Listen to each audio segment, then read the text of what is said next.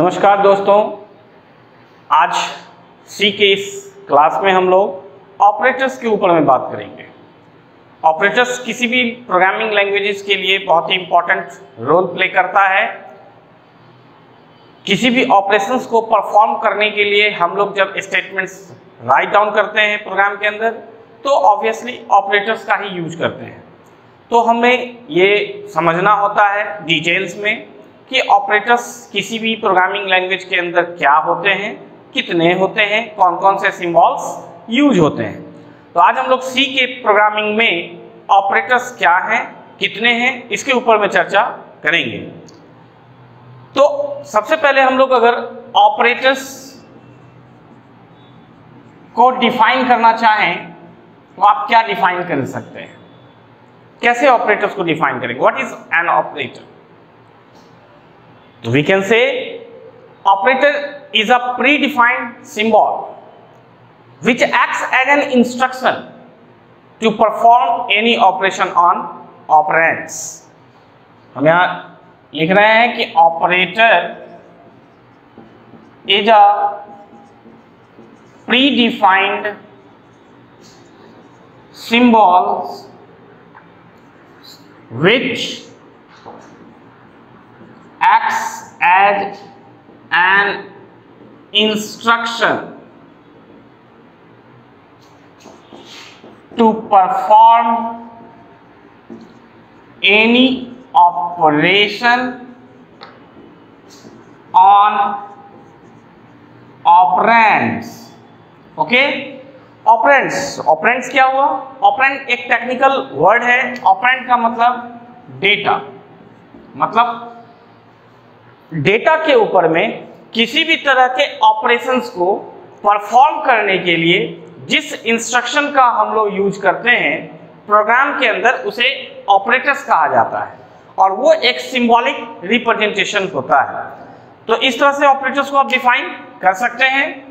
हम यहां ये कहेंगे कि सी सपोर्ट्स 8 टाइप्स ऑफ ऑपरेटर्स, यानी सी के अंदर टोटल 8 टाइप्स के ऑपरेटर्स सपोर्टेड हैं। लिस्टिंग हम लोग अगर देखें, अरिथमेटिकल ऑपरेटर्स, रिलेशनल, और हम इसे कंपैरिजन ऑपरेटर्स भी कहते हैं। Third is logical operators, fourth is assignment operator, fifth increment decrement operator, sixth conditional operator, seven bitwise operator, and eighth is special operator। Okay, तो टोटल सी के अंदर 8 टाइप्स ऑफ ऑपरेटर्स सपोर्टेड हैं, जिसमें हम लोग इस तरीके से लिस्टिंग करते हैं। तो इन सब का एक एक करके हम लोग डिस्कशन आपके लिए करेंगे ताकि आप बहुत अच्छे से समझ पाएं ऑपरेटर्स के बारे में और उसे प्रोग्राम के अंदर आप यूज कर पाएं। ओके, तो हम लोग अब सबसे पहले बात करेंगे अरिथमेटिकल ऑपरेटर्स के बारे में। ऑपरेटर्स किसी भी प्रोग्राम के अंदर ऑपरेशंस को परफॉर्म करने के लिए एक कॉमन टूल्स है। बिना ऑपरेटर्स का हम कोई भी कैलकुलेशंस नहीं कर सकते। किसी भी स्टेटमेंट्स को जब हम तैयार करते हैं प्रोग्राम के अंदर किसी वर्क को परफॉर्म करने के लिए, तो ऑब्वियसली उस स्टेटमेंट्स के अंदर ऑपरेटर्स का कहीं ना कहीं यूज होता है। हमें ये देखना होगा कि किस ऑपरेटर का किस पर्पस के लिए यूज होता है, कहाँ हमें किसको कब यूज करना चाहिए, ये प्रोग्रामर डिसाइड करता है। तो ऑपरेटर्स की इस कॉन्सेप्ट को दोस्तों मैं 2 पार्ट में आपके लिए वीडियो बनाऊंगा। आज हम लोग पार्ट 1 दिखाएंगे जिसमें 8 ऑपरेटर्स में से 4 ऑपरेटर इस पार्ट में डिस्कस किया जाएगा। रेस्ट 4 पार्ट्स हम लोग नेक्स्ट वीडियो ऑपरेटर्स के ही ऊपर में पार्ट 2 बनाएंगे, जिसमें हम लोग लास्ट के 4 ऑपरेटर्स को आपके लिए डिस्कशन करेंगे। तो आप हर वीडियो को वॉच करें। जो भी व्यूअर्स हमारे चैनल के साथ अभी तक सब्सक्राइब नहीं किए हैं, मैं उनसे गुजारिश करूंगा सब्सक्राइब करें, बेल आइकन्स को निश्चित रूप में क्लिक कर दें ताकि हर वीडियोस का नोटिफिकेशन आप तक पहुंच सके। वीडियोस को लाइक करें, शेयर करें और हमें इनकरेज करें।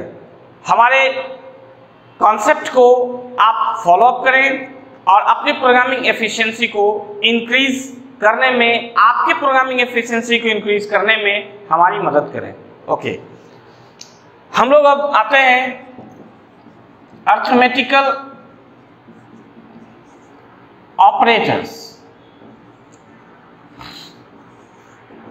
अर्थमेटिकल ऑपरेटर्स को हम लोग कैसे डिफाइन कर सकते हैं, क्या है ये? आप कह सकते हैं कि used to perform arithmetical operations.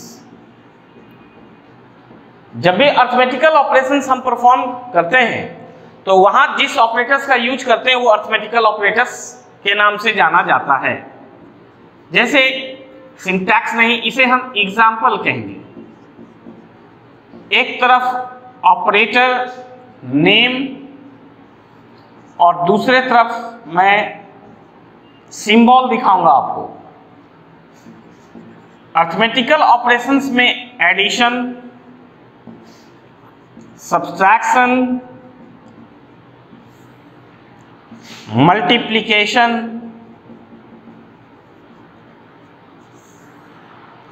Division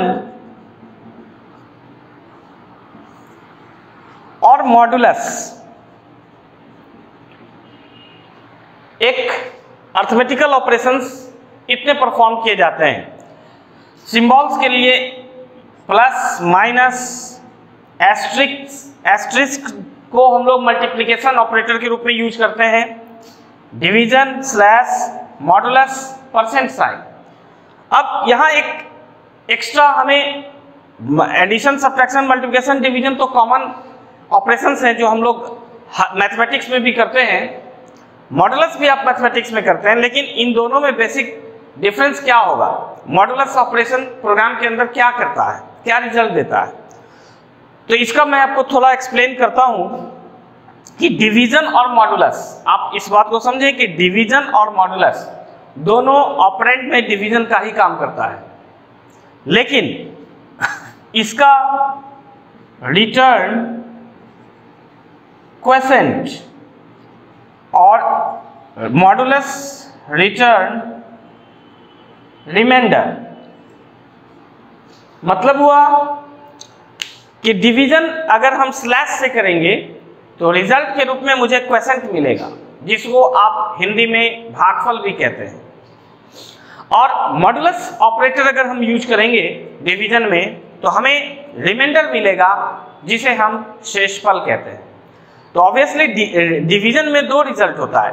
अगर आपको रिमाइंडर चाहिए तो रिमाइंडर के लिए आप मॉडुलस ऑपरेटर का यूज करेंगे, और क्वोशेंट चाहिए उसके लिए आप स्लैश डिवीजन ऑपरेटर का यूज करेंगे। इस तरह से हमारा ये अर्थमेटिकल ऑपरेटर्स के रूप में ये आता है। ओके, सेकेंड हम बात करें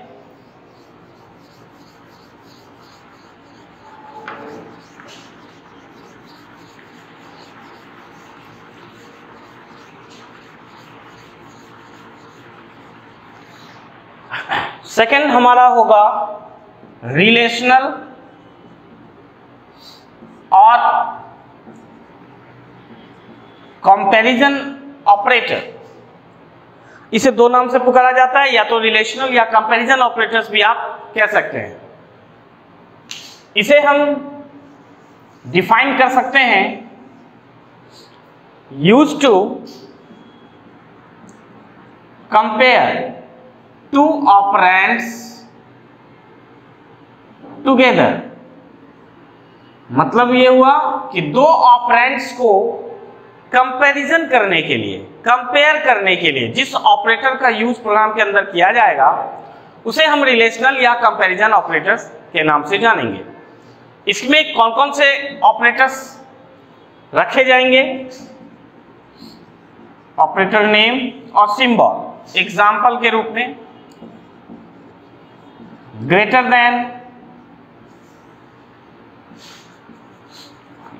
then, equal to, less than,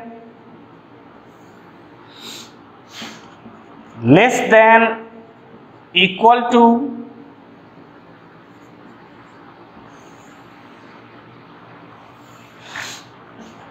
equal to and not equal to.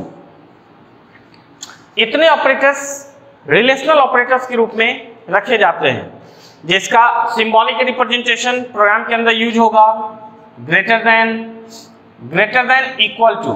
देखिए मैथमेटिक्स में हम लोग ग्रेटर देन इक्वल टू लिखते हैं तो ग्रेटर देन और इक्वल टू ऐसे लिखते हैं, लेकिन प्रोग्रामिंग में, कंप्यूटर में हम इस तरीके से ग्रेटर देन इक्वल टू का यूज नहीं कर सकते। हमें इस तरीके से लिखना होगा ग्रेटर देन और इक्वल टू, वो हम लोग greater than equal to operator कहेंगे। लेस देन, इक्वल टू के लिए सी के प्रोग्राम में दो ऑपरेंड्स का इक्वालिटी कंपेयर करना हो कि whether a is equal to b, तो हम यहां डबल इक्वल टू सिंबल का यूज करेंगे। जैसा कि आगे बहुत सारे प्रोग्राम हम लोग बनाएंगे कंडीशनल ऑपरेशंस के ऊपर, तो हमें इस ऑपरेटर्स का यूज पड़ेगा। आगे हम लोग इन चीजों का प्रैक्टिकल यूज देखेंगे। और नॉट इक्वल टू के लिए हमें exclamation and equal to operator का यूज करना होता है। इस तरह से रिलेशनल ऑपरेटर्स का लिस्ट आपके पास तैयार हो गया है। Okay, next is logical operator. हम लोग लॉजिकल ऑपरेटर को कैसे डिफाइन करेंगे?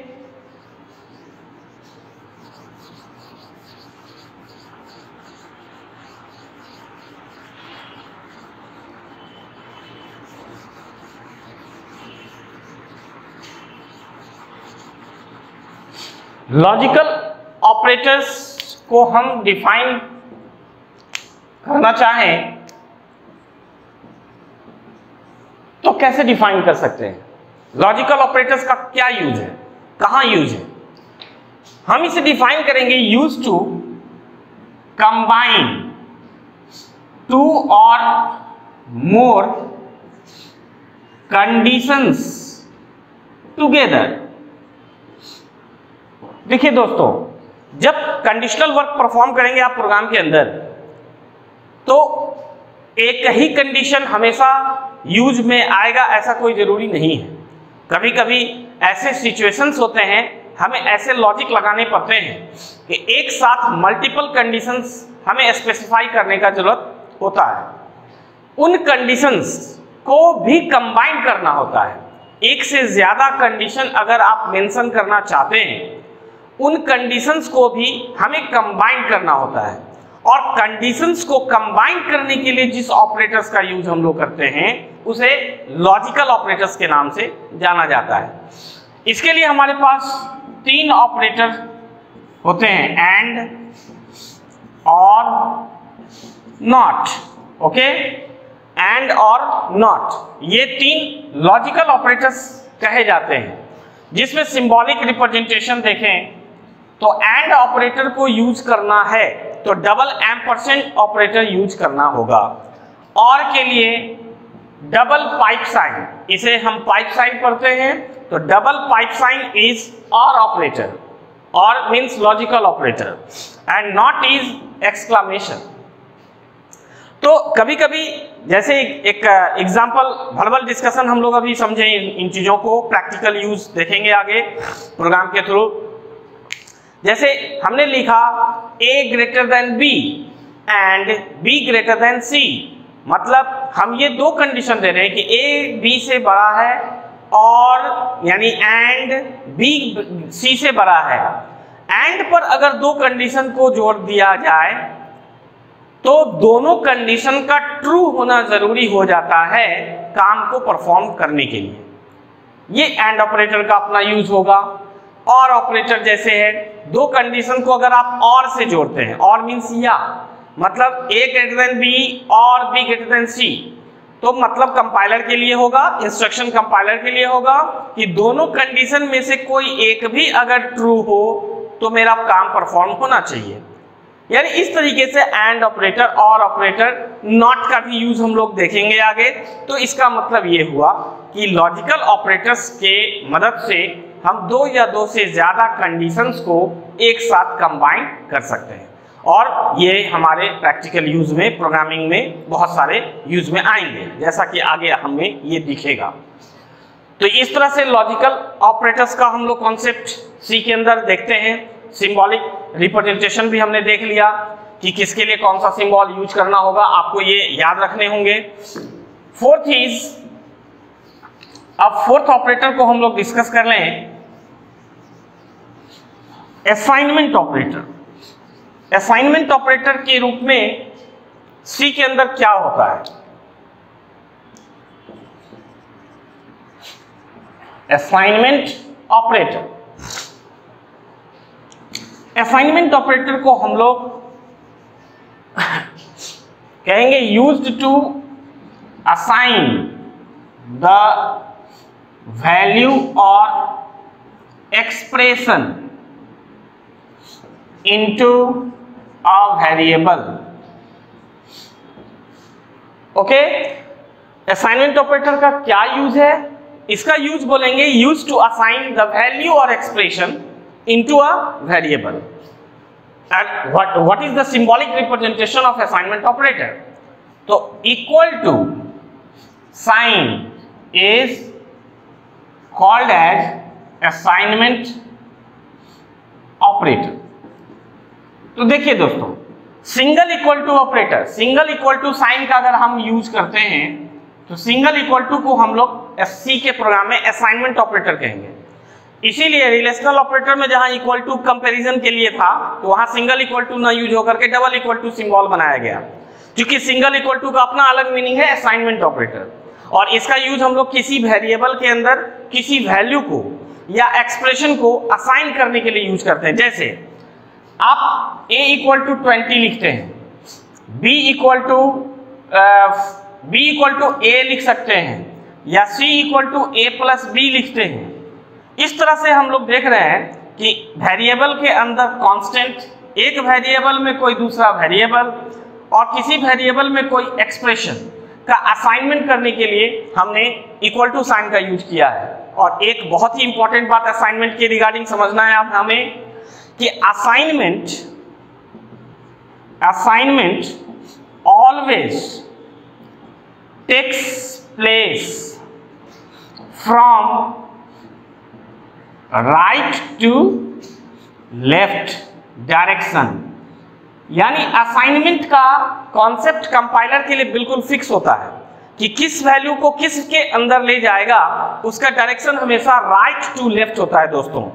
यानी अगर हम इस तीन एक्सप्रेशंस को समझें तो यहां कंपाइलर को ये इंस्ट्रक्शन जा रहा है कि ये 20 को a के अंदर असाइन करो, a का वैल्यू b के अंदर असाइन करो, यहाँ a प्लस b का इवेल्युएशन होकर के जो रिजल्ट तैयार होगा वो वैल्यू c के अंदर असाइन करो।